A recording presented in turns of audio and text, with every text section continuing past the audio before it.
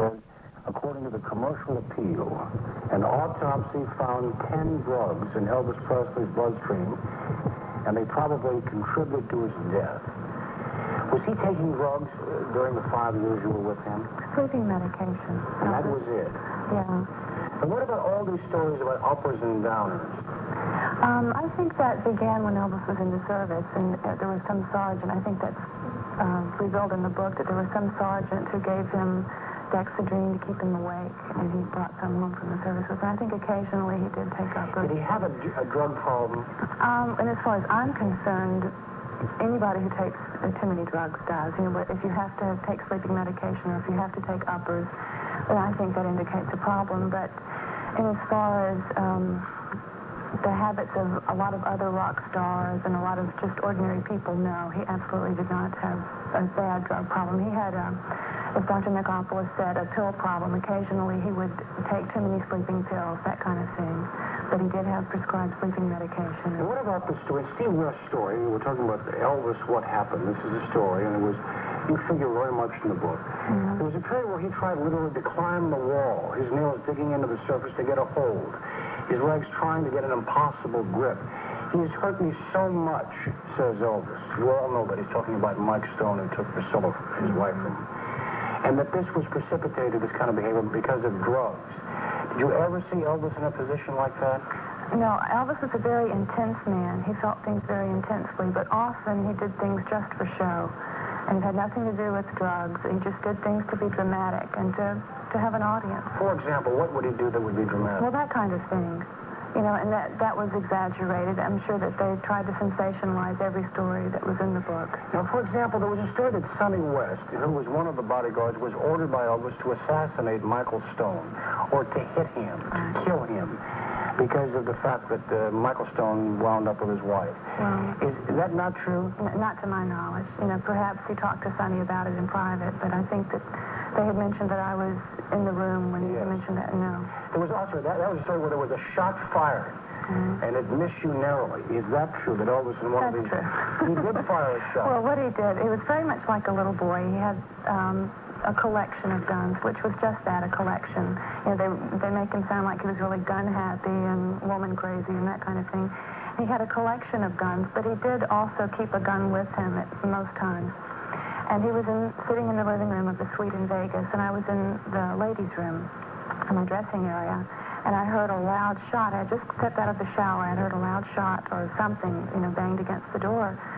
And someone came in, and they said, well, Linda, are you okay? And I said, yeah, what was that? And I said, well, Elvis was just having a little target practice. I thought, that creep. So I, you know, put my robe on and put a towel on my head and walked out. I stormed out there, and I said, what do you think you're doing? He was sitting on the couch just in a panic. He was really so frightened because he realized that the bullet had gone through the wall. He was shooting at a big placard that had Elvis, and it was like a bullseye type thing. And he hit the center, by the way. He thought that this metal thing behind it would stop the bullet, and it did, and it went right through the wall. But they make it sound in the book as if he took it very casually and was not very effective. They said that he was lying on the sofa, blowing smoke from the gun barrel, and say, oh, now, honey, you know, just don't be excited. Now, that's not at all how it happened. He was upset with it. I'm sorry. So that the damn bullet, according to this book, went straight through the wall and missed Linda by inches. Is that true? Well, the dressing area was not very large. It did come very close.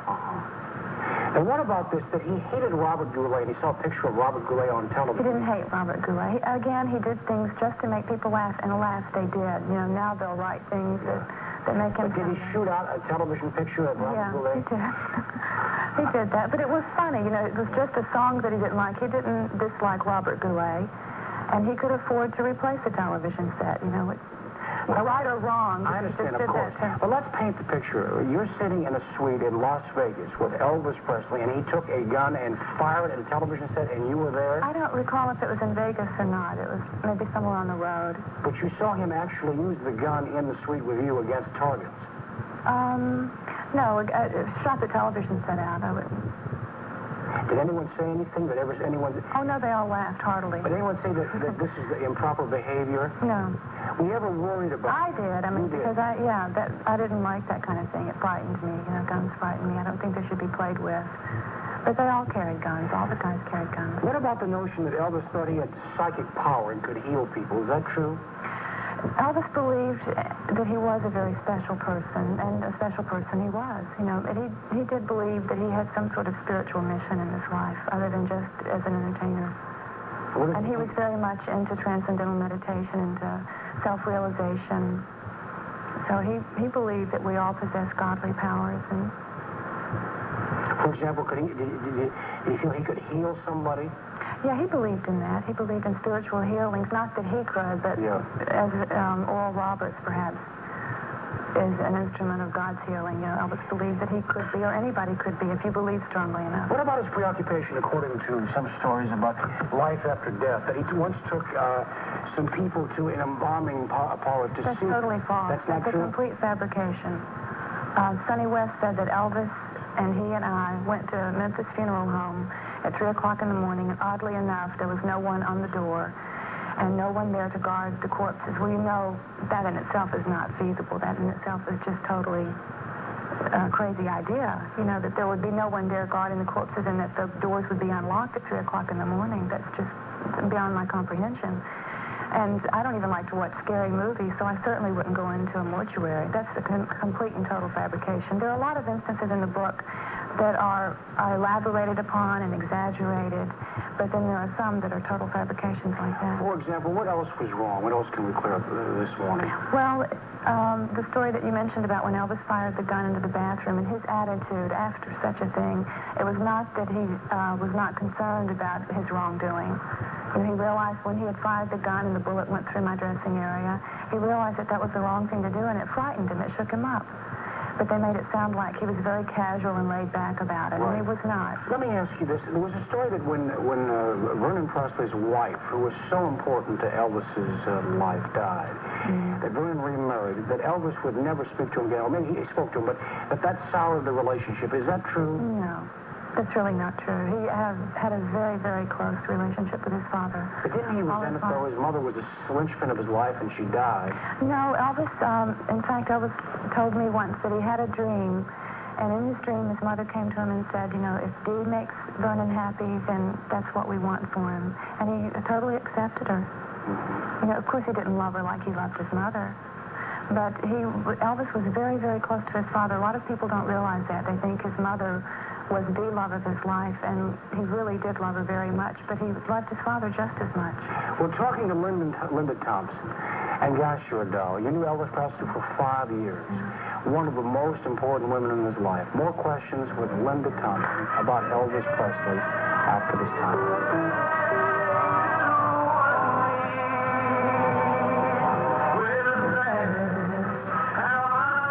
Talking to Linda Thompson. How did you meet Elvis? I met him through a mutual friend in Memphis. I was Miss Tennessee Universe at the time, and my girlfriend, who was Miss Rhode Island Universe, had come down to Memphis, and we were going to get an apartment together, get a job. And she had been there only 2 days, and we went into a place called Fridays to have lunch. And T.G. Shepherd, I know him as Bill Browder, but he's a country music singer. His name is T.G. Shepherd, said, would you girls like to come to the movie tonight and meet Elvis Presley? My girlfriend said, yeah, we would. So we did. We went at about midnight. We rented the theater out after it closed. And at the time, I thought he was still married, so I had no romantic designs at all on him. And I just thought, well, it's nice. I'm Miss Tennessee. He wants to meet Miss Tennessee, you know. We came in, and we sat 3 rows behind him when we were introduced to him, and he came and sat down next to me, and we began talking. And I was pretty much aloof. I was pretty aloof and pretty standoffish because I thought he was still married, and I for sure didn't need that complication in my life at the time. So, what year were we talking about? 72. 72, and Priscilla had left. Yes, they left each other in January of that year, and we met in July, the summer. And Elvis said, you realize I'm not married anymore? And I said, no, I didn't know that, but you should have married a local girl. And he always remembered that. He said, you know, you're right, because I think I would have much more in common with a local girl or someone who was brought up under the same kind of conditions that he was brought up under. You know, I think that you tend to understand each other a little better if you have the same kind of roots, the same kind of background, and we did. So we understood each other very well. So you met at Fridays, and then you had... No, we met at the Memphian Theater. I'm sorry, then you made a date. And then what happened? Was this the beginning of I had a date with him Thursday night at the Memphian Theater. I just met him that night, and we sat and talked. Then I went home, and then I came to his house Friday with my girlfriend and wanted to show us Graceland. He showed us around the grounds and showed us Graceland. I went home again Friday night. left early Saturday morning for Gulf Shores, Alabama, and went with my family for a 3-week vacation. I came back, and he had been trying to get in touch with me for 3 weeks, and he said, "Who do you think I am? You know, I've called everywhere in Memphis trying to find you." And I said, "Well, I told you I was going on vacation." And he said, "Well, I didn't realize you'd be gone forever." So he flew me. I got in on a Friday night. He flew me to Los Angeles Saturday morning, and we flew into Vegas, and he did his Vegas gig in September. Did you live with him at Graceland? Yeah, we were on the road. I went to Los Angeles to meet him in Vegas, and we stayed together for 24 hours a day, 365 days the first year, yeah. Can we I didn't ask leave you, each other. You're being so forthright, and you were talking about a historical figure that had an enormous... I know, it's amazing to me, because to me he was just my sweetheart, and he was the man I loved for... Do you think he was, this is maybe an indelicate question, do you think he was faithful to you, for example? In his own way, he was very faithful, very much a one-woman man.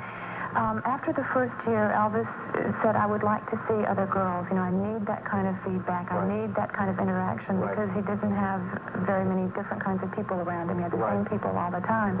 And I said, "I can respect that, and I understand that." And he said, "But I don't want you to see other men." Is that right? Yeah. So I didn't want to anyway, so I didn't. So there's the old double standard, which most of us uphold. And so he was a womanizer, you think, on the side? I wouldn't call him a womanizer. Well, he had other women besides. He loved you, but that doesn't make him a womanizer. He had friends. You know, he had a lot of women friends. But I knew that I was the number one lady in his life for those 5 years. Were you jealous? Not horribly. Not horribly jealous. Particularly of his... Oh, of course, if you love someone, you're going to be jealous if there was another woman. So I was a little concerned when he was with someone else. But I always knew about it, and he was always very open with me about it. I asked him to be.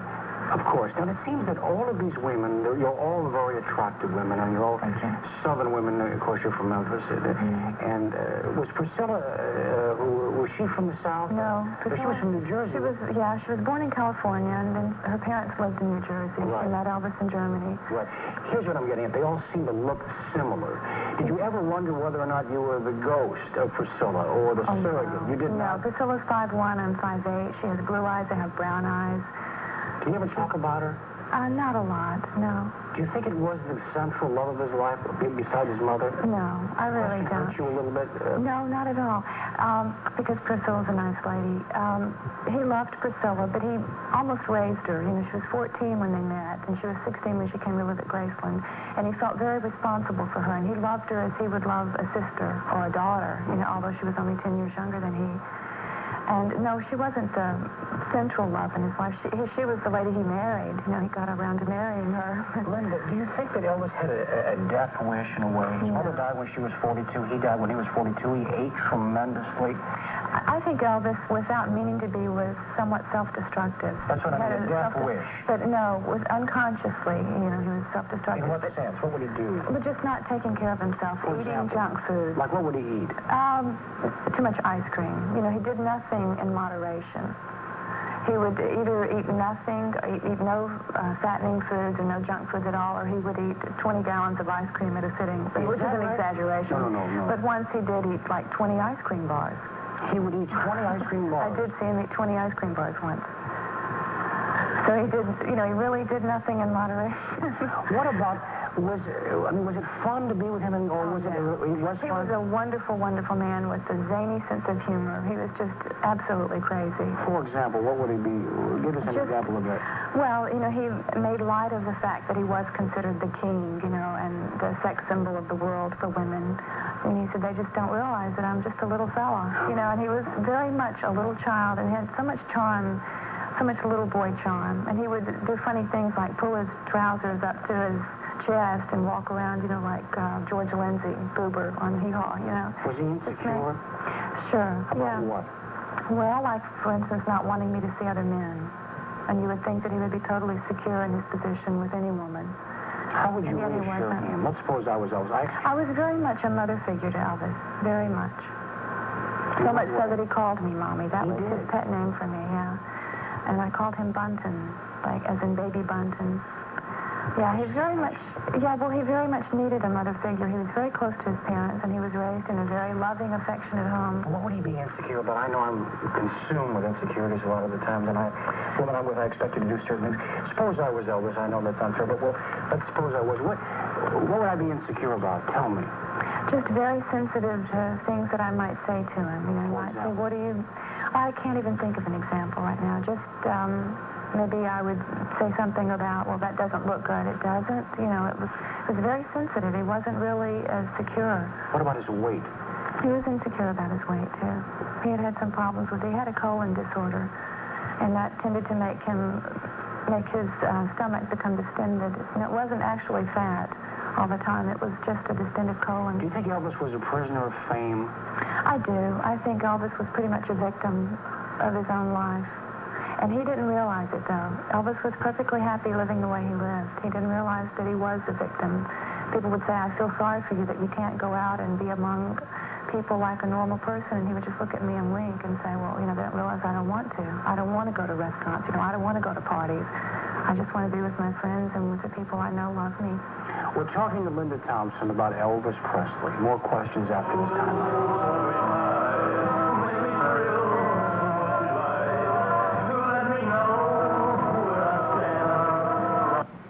To Linda Thompson about Elvis Presley. Is this the first time you've talked about Elvis? Yeah. So this is the first time on television you've done it. Why have you spurned all the offers up to this point? I know that Steve Donlevy contracted you in the New York Post. Others have done it. Why haven't you talked? I just really haven't been interested in it. I consider Elvis's personal life a big part of my personal life, and I don't care to tell the world a lot about. Now, you were with him for 5 years, and you had this mother and son relationship in a sense you feel the... Well, we were all things to each other. Of course. I was mommy, and he was the baby, and he was daddy, and I was a little girl, and we were brother and sister. We were friends. We were lovers, you know. No, I understand. We had a very complete relationship. This is... I won't ask you. Well, I've already asked you. All right. You mentioned before that Elvis was a prisoner of fame. We all are. There's always a great gap between the public perception of people and the way people are. Sure. Was Elvis a sexy man? Oh, yeah. Yeah, he really, without trying to be, without realizing. Sexy? Sure. You just had to look at him. He was a very sexy man. The story that he dyed his hair. Is that true? Yeah, he did. He dyed his hair. That doesn't make him not sexy. Yeah. No, he was a... Well, he had to for stage. Yeah. I don't suppose he had to, but he chose to because he wanted to look as good for his fans as he could look. I must tell you, Linda, I talked to one of the Jordanaires who was with Elvis on all of those great songs, and one of them told me that during the last performances, he was doing a lot of self-destructive things. He would sing gospel songs, and then during the middle, someone had missed a note or a beat. He'd say, son of a bitch. He would do that. That was his kind of humor, though, in all fairness to him. And it seemed so odd and so strange to so many people, but Elvis could find humor in everything, whether it was a gospel song, and he really didn't mean it to be blasphemy or sacrilegious, whatever. That was his kind of humor. He did it to be funny more than, you know, out of... What would go on in Graceland? What was a day like? What time would he wake up, for example? I'm asked that question a lot. It varied. You know, the times that we woke up varied. Often we would sleep until 7 o'clock at night and get up and stay up all night and go to bed at like 8 or 9 in the morning and sleep until 7 or 8 the next night. Sometimes we would get up at noon. If the weather was nice, we'd get up at noon maybe and go out and lie by the pool, walk around the grounds or ride horses. But never leave Graceland? Very rarely. Sometimes we went to movies. You know, he would rent theaters out at night. It was a very confining, restraining sort of life. What does it say about you, Linda, in the sense that most women today want to be independent, strong? I think that had a lot to do with our breaking up. You know, I'm very adaptable, and I was willing to go along with that kind of lifestyle for a long time because I loved him, and I thought that I could handle it and be happy doing that. And then I started thinking about marriage, and I thought, if we ever do get married, I want to have children. He wanted to have children. But if I had children, I would have to choose between the babies and Elvis. I would have to either stay home with my children and let him go on the road, or I would have to go on the road with him and leave my children at home with the nurse, and neither idea appealed to me at all. And I just thought, this is not a normal life. This is not the kind of life that I want to live for the rest of my life. As much as I loved him, yeah, I did. As much as I cared about him, I just couldn't live that kind of life. What did he say to you? He understood. Elvis was a very compassionate, very understanding man, and he understood completely how I felt. Did he cry easily? Yeah. What would he cry about? And I think that's a beautiful characteristic that he did. I do, too. What would he cry about? Sometimes when he missed his mother. There were times when he would talk about his mother and what a lovely, wonderful woman she was, and he would cry. Or we lost a dog that we loved very much. We had a little chow chow that I raised, and it had the most beautiful little temperament. And we lost the dog after it was about a year old, and Elvis cried over that. He would cry sometimes just thinking about how much he loved little Lisa or his father or me. Yeah, sometimes he would just say, I love you, and he'd have tears in his eyes. He was just a very intense man. What did he do? We always get the impression, because it's only in the press, that he didn't do anything, that all he did was sing and music, but he ate ice cream and watched movies, but didn't read and write. Oh, he read a lot. He was very well read. What would he read? Mostly spiritual books. Mostly books on spiritual matters. He was very, very much interested. Did he ever write a letter? Yeah. I've got a few letters that he's written. They're valuable. He wrote very seldom, did he? Very seldom, yeah. Often he would have me write things for him, just thoughts and ideas, and he would have me write them down. Who would he bring into the inner circle? Were there any people that were different or unusual? Who would bring, who would... All different kinds of people, occasionally. Often people didn't last long in the circle of... Do you want them to entertain him or be amusing? Sometimes, yeah, and sometimes he just wanted to do things for them. He got such a great kick out of doing things for other people. He just loved to see the looks on their faces when he would buy them cars. Or he would go up to a stranger on the street and say, do you want a new Cadillac? And they would say, are you kidding? And he would buy them a new Cadillac. And they would say, well, what can I do for you? And he said, nothing. And he would never want you to mention it again. Right. Tell us a story about that. There's all these stories about Elvis would do that. Well, here's a story, for example. I don't know if this is true.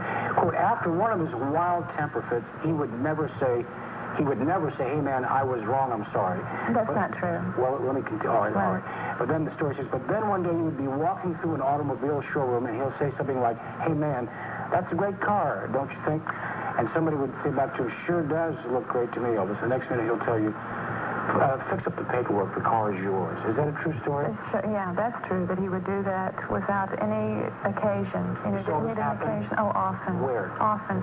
In Denver, Colorado, for instance, he bought about 5 cars. He bought me a Cadillac. He bought Joe Esposito's girlfriend a Cadillac. He bought Joe Esposito a Cadillac. He bought Red West's wife a Cadillac. After Red had hinted.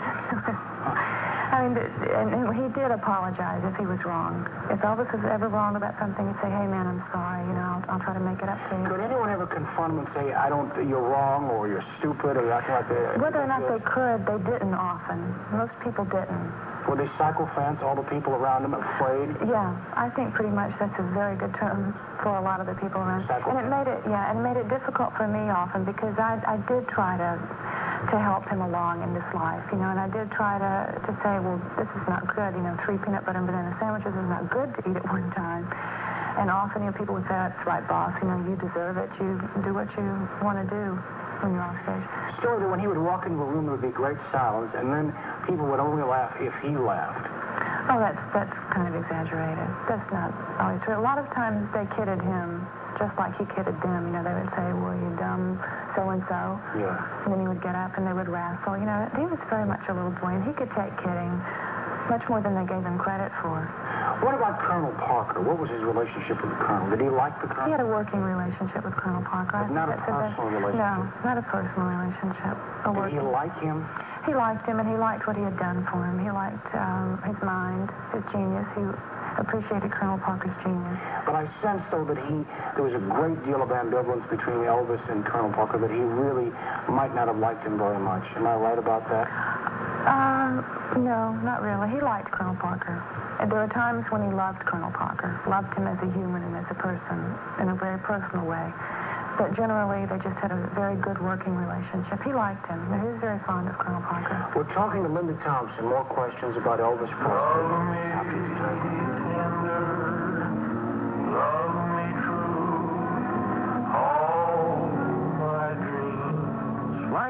Trying to break out of this. I mean, most of us, one of the things that I guess was unusual about Elvis is that, for example, most artists had different periods. Picasso went through a number of periods. The Beatles, whether you like them or not, had a number of different periods. Elvis seemed to not have any different periods. I think that's rather tragic. Yes. And he wanted to have. Elvis wanted to tour Europe. You know, if you kept track of his shows remained pretty much the same. Yes. From 69 to 77. He was still doing basically the same songs and basically the same towns, Duluth, Minnesota, and Kalamazoo, Michigan. You know, hitting all the different cities in the United States, and that's great. That was terrific, and that was very profitable and very rewarding for him. but there was just so much more that he could have done. He wanted to go to Europe. He wanted to go to the Orient, and he realized that he had great fans there. Why didn't he do it? It just was never set up properly. Did he ever, for example, show any responsibility for himself, or was everything done by the Colonel? You had the impression the Colonel did everything. Colonel did just about everything, and as far as Elvis's career was concerned. Yeah, he did set up all the tours. You know, but did he ever confront the Colonel and say, listen, occasionally, yeah. He told the Colonel he desperately wanted to go to Europe before he got to be 50 years old. He said, these people have loved me for 20 years. And he said, while I'm still a relatively young man, I'd like to go over and sing for them. And the Colonel just never set it up. And that's tragic to me. Of course, but didn't he have the power to say, for heaven's sakes, do it tomorrow morning? He did, you know, but I think at that point in his life, Elvis must have been very tired. I think Elvis was a very tired man. And very bored. I think bored as hell. He must have been bored. Yeah, I really think he was. Elvis had done what he thought had done it all, you know. And he had gone to Duluth, Minnesota, and Kalamazoo, Michigan, tour after tour, and and I think he was really bored with his career. All right. Let us suppose, for example, I sense in you, you're interested and you're honest with him. Did you ever, at the moments when he would let down and come to grips with how he was really feeling, say, let us now move, use those feelings creatively, break out of here, let's, for God's sakes, turn this around? Did you ever come to that point with him? Yeah, but Elvis, as I said before, was very content. He thought. He was a mass of, Steve Dunleavy was right on the one hand when he said that Elvis was a mass of paradoxes and complications and contradictions. Because at one point he would be perfectly happy with his life, and at another point he would be intensely lonely. But if he told you he was so bored and lonely, didn't he ever say, let's do something about it, let's break through this thing? You can't make anyone. I finally realized that. I thought he's going to change. He's going to change. He would never do it. No. You think if he came alive, if he came alive tomorrow, he could change, or it was in the genes or whatever, and he would just continue to do the same thing he knew? That's something that none of us could possibly know. I don't know. Did you ever see him angry? Oh, sure. Of course, we talk about people. Would he ever hit anyone? He was into karate, we know. No, he would maybe throw things. He would direct his anger or his violence in another direction, not toward another person. He never cursed the Colonel? Not to my knowledge, no. What would he... I think he'd become angry with the Colonel a couple of times, but I don't think he ever... Do you remember a story? I really don't. I just remember a couple of times that he was very unhappy with the Colonel. But that's to be expected. Were you with him when he saw President Nixon? No. That was right before 71, wasn't it? Yeah. Who else came into the inner circle? Or were some people, or kinds of people that would come to Graceland that he would beckon like the king? Now, Elvis was not very much into the show business crowd. You know, he didn't have a lot of friends in show business. He liked George Hamilton a lot. George Hamilton came to the funeral. No, the actor, yeah. He did? He came to the funeral, and Anne Margaret was a friend of Elvis's. Yeah. In fact, Elvis and Anne were in love back several years ago when they did Viva Las Vegas. Oh, thank you. She's a nice person to look like. She's a very nice person too, personally. Yeah, she is a nice lady.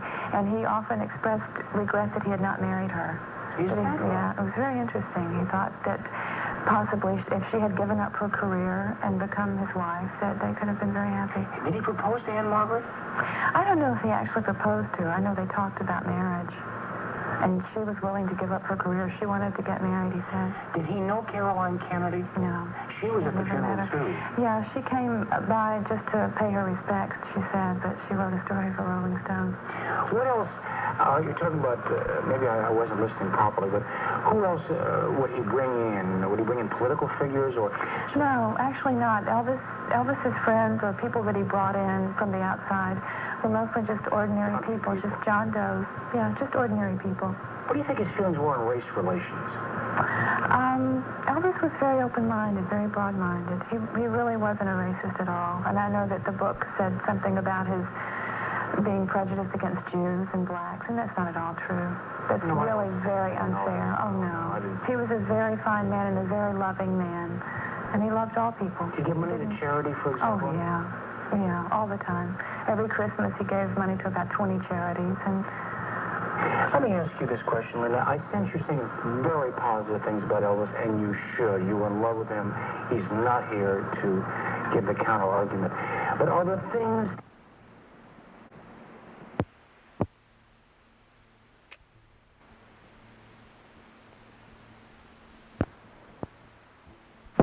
Are there things, in other words, you feel under pressure or you feel guilty about, I mean, we know that no one is perfect.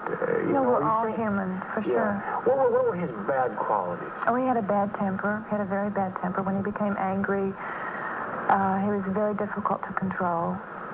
He was very much like a little child in a lot of ways. And even when he got mad, when he got angry, he would just throw a tantrum, just like a little brat. And I would let him just get through it, and then I would say, now, aren't you ashamed of yourself? He would go, yeah. He was really very cute. Even in his anger, I knew that it was going to pass, and I could appreciate how funny it was going to be later when we would say, well, when you did this, and that was really funny, and we would just roll on the floor laughing. But he did have a bad temper, and I know that when people didn't understand him, that they probably thought he was very cruel. Some of the things that he might say when he was angry. What would he say, for example? Oh, just to call people names and say you're dumb and don't you know that, this is not correct and that kind of thing. But he apologized. Yeah. He always apologized. We talked before about that he was insecure. Many Southerners, as many Northerners, have an inferiority complex. They felt they didn't have a proper education. Jimmy Carter's election said to many white Southerners, we ain't trash no more. And, many Southerners have felt they were kind of trashy in a way. It was unjustified to feel that way, but many Southerners have felt that way. I don't think he ever felt You don't think he did? Oh, no. No, I don't think so at all. In fact, Elvis and I both are very, I would say, he was very proud of his Southern heritage. Yeah, because I think there's very much to be said for people who are close to the earth. Yeah. And Southern people are. Because, very much so. Yeah. Was he a friend of Muhammad Ali's?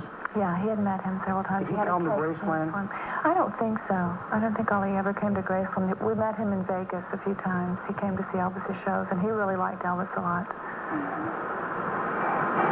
We're talking to Linda Thompson. More questions after this time. We're talking about Elvis Presley, and we're really talking about Linda Thompson, too. One of the stars of the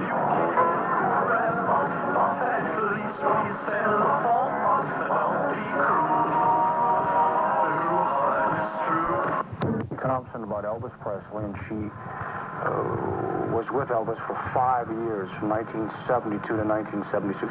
And you lived with Elvis for how long? For almost 5 years. You lived with him the whole period of time.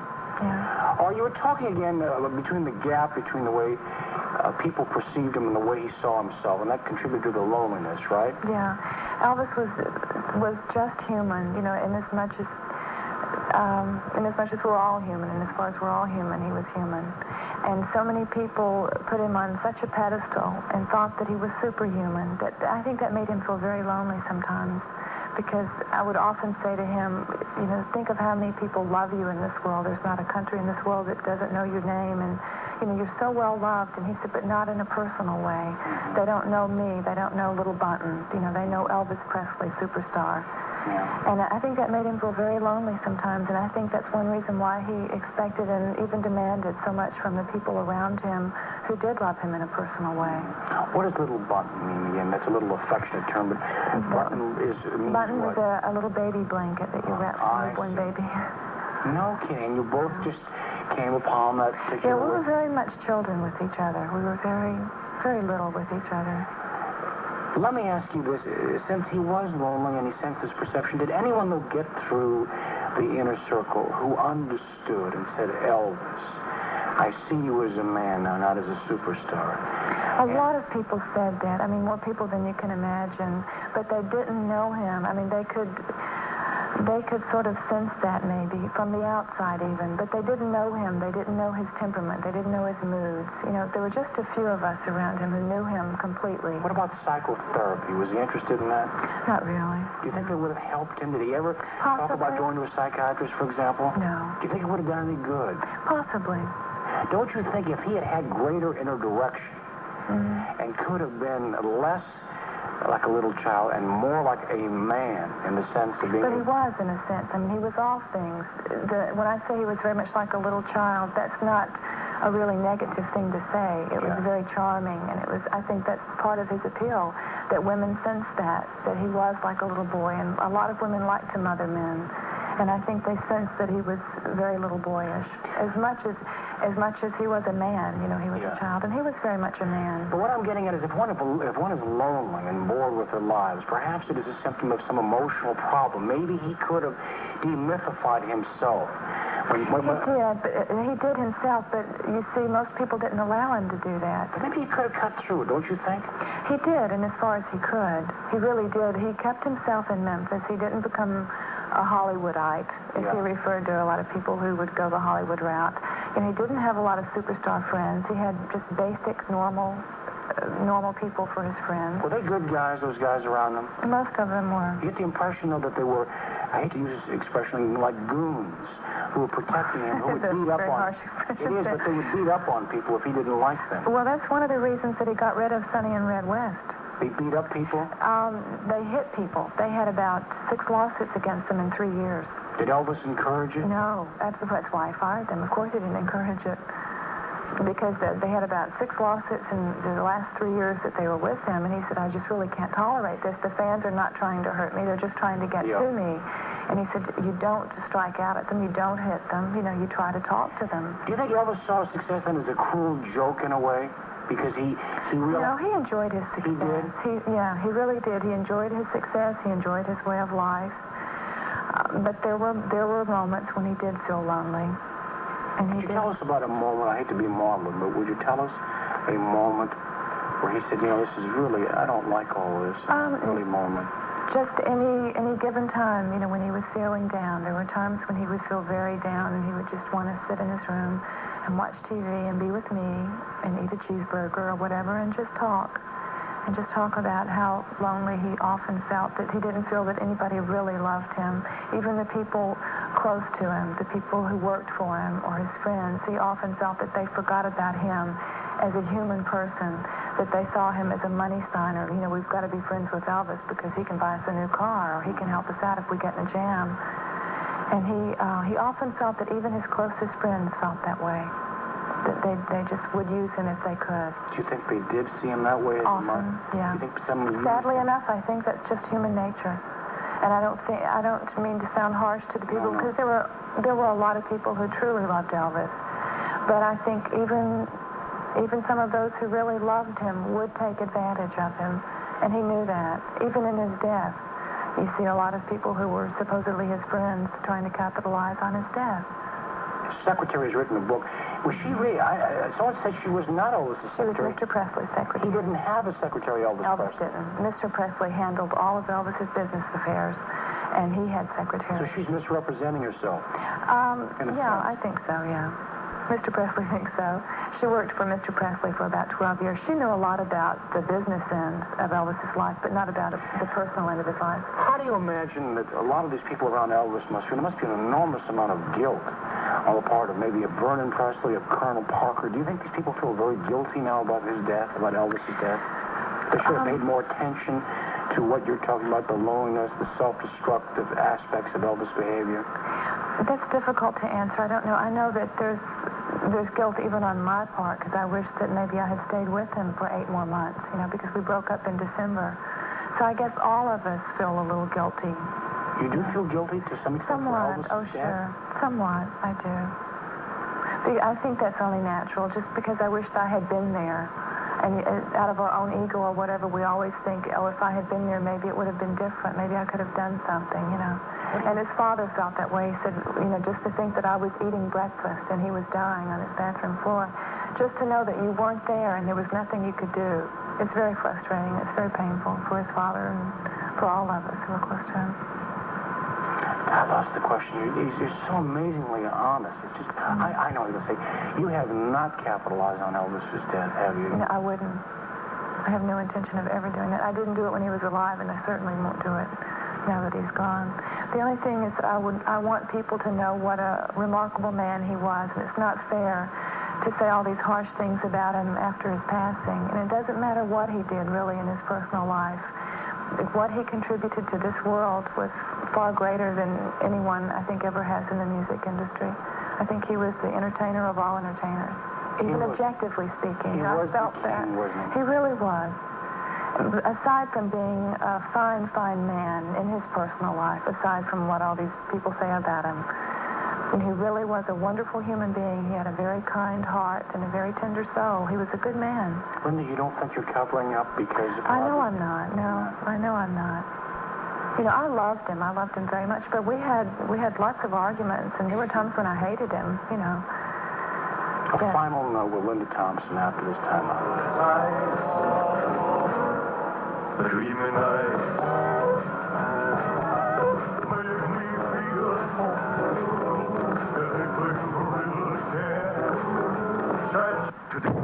To you now, you don't want to just be known as Elvis Presley's girlfriend, am I right? That's one reason I broke up with him in December, because I did begin to feel so much like an appendage of someone else, and that was not his fault. But then again, it wasn't mine either. You just begin to feel that you don't have any self-worth. You know, everyone says Elvis, and you're over here, and, you know, nobody even realizes that you're existent. And what do you do? Well, of course, you're on Hee-Haw. Yeah. And are you an actress beyond that? I'm sure you must be. Yeah, I just finished a Starsky and Hutch. Did you? Uh-huh. On ABC? Right, yeah. Put a plug in. Yeah. And I did a Busting Loose, and I just finished a small part in the movie with Joan Rivers. Did you? Rabbit Test, yeah. And I've done just a few little things, enough to keep me. Is that jewelry? Was that jewelry given to you by Elvis? Oh, yeah. Let's show that. Let's bring in this camera. Who's on camera through? Well, hold it still for you now. Bring this in. This is Linda's jewelry. I'm so cheeky to ask you this, but... This was to be my engagement ring. Is that right? I presume then that's real. I hope so. Holy smokes. Can you see this now? And what is that? For those I don't know... Elvis designed this ring. This was his diamond. He wore a guitar ring for about 15 years. And he had the diamond taken out of his ring and mounted into this one for me, and designed it, had baguettes put around it. How many carats is that? I think about 8 altogether. Holy smokes. And how about, I assume that's yours. Yeah. Was that given you by Elvis, too? Yeah. It was. I designed the LT, though. That's a heart. Yeah. It means I love myself. Well, you do in a positive way. Let's see the right hand now. Okay. Was this given you by Elvis? Yes, it was. Gee, now that shines. I hope we can pick it up on camera. Now, what kind of a... It's an opal. It's an opal. Yeah. And the opals don't have carats. I should know those things, but I don't. Yeah, they do. Really? Yeah, they do. I don't know how many. I think maybe 20. 20 carats? I don't know. Gee whiz. It's wonderful. Thank you. What happens, do you think, well, I was telling before you don't want to be Elvis Presley's girlfriend, although that's a singular honor. That's not a bad thing to do. No, it's not to be at all. remembered as. But you want to be remembered as Linda Thompson, who happened to have been with Elvis Presley. Exactly. Now, how are you trying to achieve your identity? In what sense? Yeah, I'm not butting my head against a wall, you know, because I know that will probably be with me for the rest of my life. Didn't you go with Elvis for 5 years? And I don't mind that at all, because he's a wonderful person to be linked with. You know, he was a fine man. But I'm just doing a few things like Hee-Haw and the Starsky and Hutch, and I'm modeling some, and I'm just signed with a commercial agency in Los Angeles, and just trying to do a few things like that before I find the right man and settle down. Have you been offered big sums for an interview? I have. How much money, for example? Any amount. Could you give us a figure? Any amount. They said, name your price. Have you been offered $1 million? They just said to name my price. Would you accept $1 million? No. You would not accept $1 million. It depends upon how the interview was done. If it was done in a positive manner like this, then I would consider it. You know, I really would hate to take money for it, because I feel like that cheapens what you might say about Elvis, because what I say is totally sincere. You know, I feel everything that I've said about him. And, of course, we might mention that I'm not getting paid for this. But I think that would kind of cheapen any remark that I would have to make about him, that maybe it would seem that I was getting paid to say what I was saying, which I'm not, and I don't want to be. You know, if there's anything to be said about him, it's because I want to say something positive and to try to refute some of the negative things that have been said about him. A few more questions about Elvis, and then we'll let you go. There's a story also in the paper this morning, and I'm down in Nashville. It was on the wire service that some men were charged with trying to embezzle a lot of money from Elvis. Are you aware of that story? No. Several $100,000. Was he an easy mark, do you think? Do you think he was used and exploited a lot by people? Oh, I think so. He had a paternity suit, you know, against him a few years back. He didn't even know the girl. Yeah, he was pretty much a target for that concept of how much money he made? No. He let his daddy take care of all of that. He trusted. That's another thing, you know, he was always reported to have loved his mother so much, and he did, and not to take away from the love that he had for his mother, But he adored his father. He loved his father every bit as much as he loved his mother. He really did. He was very close to his father. A lot of trusted him even in his death. You know, his father is the executor of his estate now. So he really... Was there a lot of affection? Was Elvis an affectionate man? Oh, yeah, He would extremely. be affectionate. Oh, extremely affectionate. Very affectionate. Linda, is there anyone here, we're in the studio here in Nashville, anyone have a question they would like to ask, really, somebody who was there? Shout it out if you have one. Do you have a question for Linda at all? No one has a question? Is there a summing up, Linda? We talked for almost an hour now about one of the most famous men of our time.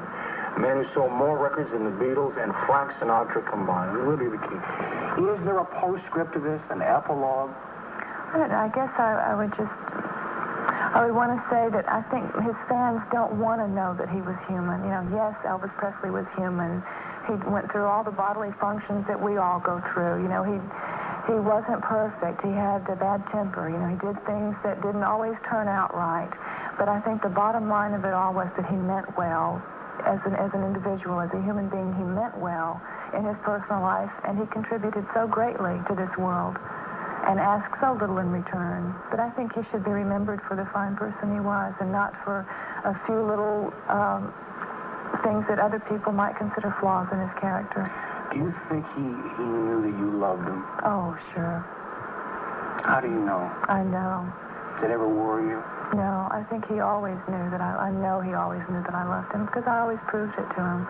I was with him. I was with Elvis more than any woman ever was because I went on all the tours with him. I was with him day and night, and I never left him. I always stayed right with him, and I catered to his needs, you know, because I wanted to do that. I don't regret having done that.